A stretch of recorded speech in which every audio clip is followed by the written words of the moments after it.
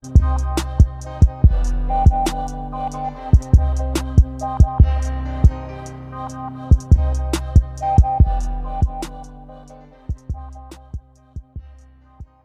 2022, everybody. Today is the first Monday of 2022.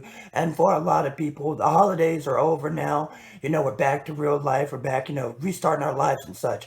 But for some of us, for some people out there, the real holiday just begun. And you know what that holiday is? That's right. Tax season. Motherfuckers finally finna get some new whips, new shoes, an ounce of weed, spend all that shit by March 1st and be broke after that. Spend that money wisely, y'all.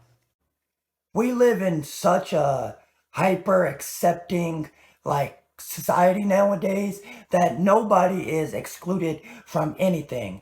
And I mean that to say that, like, if you want to belong to a group, all you have to say is that you're a part of that group. Like, for example, people sat and called gamers lazy, unathletic, this, that, and the third for so long that eventually gaming became a sport, and now fucking video gamers are athletes. Crazy fucking world we live in. This year, I've decided that I'm going to, live for myself more, kind of live a more fulfilling life, because I've realized that you only have one life. So you got to live it to the utmost, live your best life, really, really enjoy life, no matter what risk you have to take. And so that's why I want to announce that I will officially be taking out a second mortgage on my home so that I can go and get me a fucking Five Guys burger. Oh boy, I'm so fucking excited. Today's word is going to be short. I'm going to let you know, no matter how much life gets you down, it could always be worse. Your name could be Dick Buttkiss. Like, literally, Dick Butt Kiss. That's an actual name. That sucks.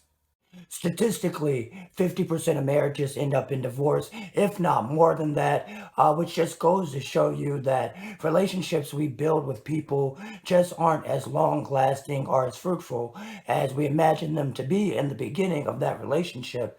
And that really confuses me because it's like, people can't seem to love each other for a long time. Like, where's the spark lost? Because Skyrim came out 10 years ago, and that shit excites me like I'm still 17 years old.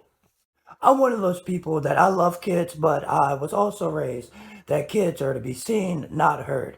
Because if you let a kid talk to an adult in an adult way, in an adult conversation all the time, sometimes it can get a little annoying. Because talking with an over inquisitive kid can kind of be like talking to a 60-year-old Dallas Cowboy fan.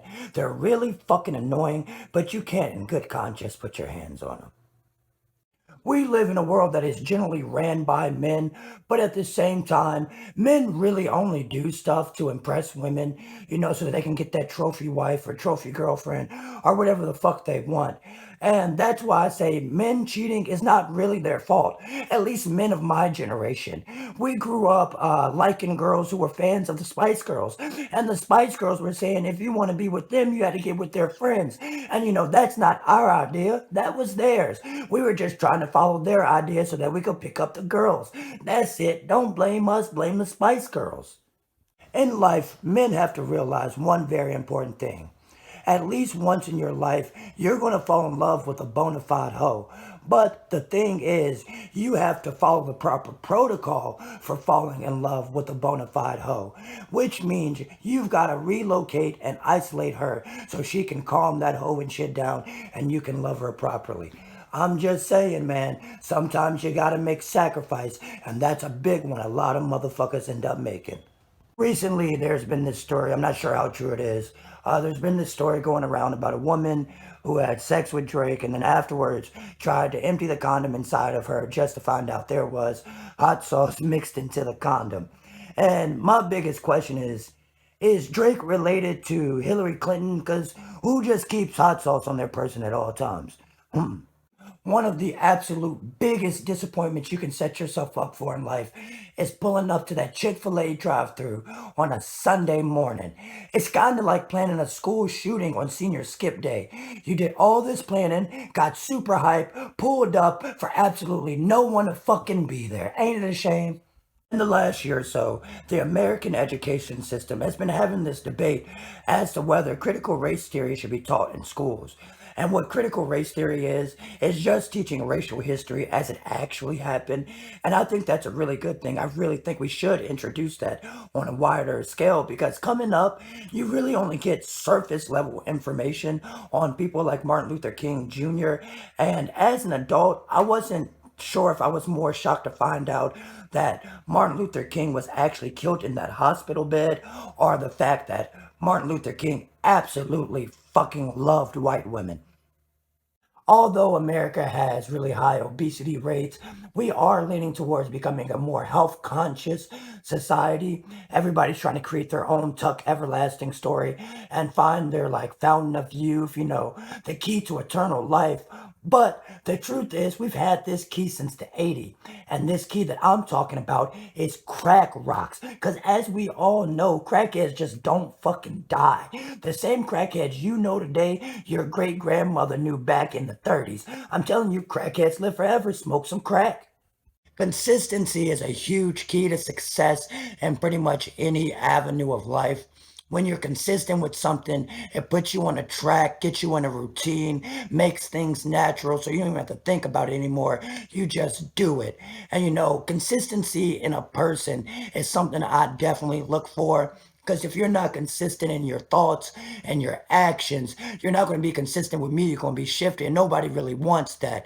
So, like when I meet somebody that says they're vegan, you know what the first thing I do is I look at their sneakers. Because if they're wearing leather sneakers and they say they're vegan, they're automatically not consistent and they're automatically off the team. I genuinely feel bad for these young college dudes and these young high school dudes that's still trying to pull girls. Because now, to pull a joint, you got to be super financially stable, like 50-year-old man stable. You got young kids in high school out here scamming so they can buy their shorties bags, clothes, shoes, all that shit. When I was in school back in my day, all it really took to pull a joint was you wake up, subtweet her a few Drake lyrics, after the school day, hop in her inbox, and you was in there like swimwear for the Friday night football game. But shit didn't really change, man. As somebody who collects things and keeps the box for like damn near all the electronics and pretty much everything that I own, I understand keeping kind of like useless or weird things. But in my opinion, white families keep the weirdest fucking family heirlooms. Like you'll be chilling with the white family, they'll bring you to the garage and like take the cover off a carriage and be like, yeah, this the carriage our grandfather used to take the check on the slaves. Like, hey yo, what the fuck? Fellas, no matter how down you get about life, just think back and be so fucking grateful you weren't one of those, where my hug at niggas in high school. And if you were one of those, where my hug at niggas in high school, I got one question for you. How is it being a warehouse janitor nowadays? I was thinking about it recently, and being a teacher in the late 90s had to be incredibly annoying. Like, that shit just had to suck. Because, like, today you'll get kids that'll be in the classroom, probably just quoting memes, doing Fortnite dances, little goofy, silly shit like that. But if you were a teacher in the late 90s during WWF's Attitude Era, you probably just had little boys in the classroom all day telling you to suck it. I know I would not be able to put up with that bullshit. I actually know this hoe whose most consistent customer is this bearded fat dude who always wears a bunch of fake jewelry, and his name in her phone is actually Trick Ross. No matter how much of a loner someone says they are, nobody likes to be left out of anything on purpose.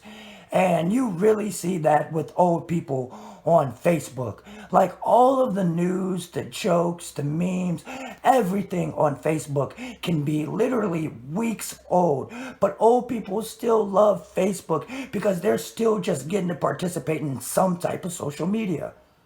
Surprisingly, it doesn't surprise me that Joe Rogan has like a strong, legitimate political influence nowadays in American media because all of his fans are these just dumbasses that want to believe just pretty much whatever they make up. And who else is it better to come from than the guy who used to make people eat bull dicks on TV for fun?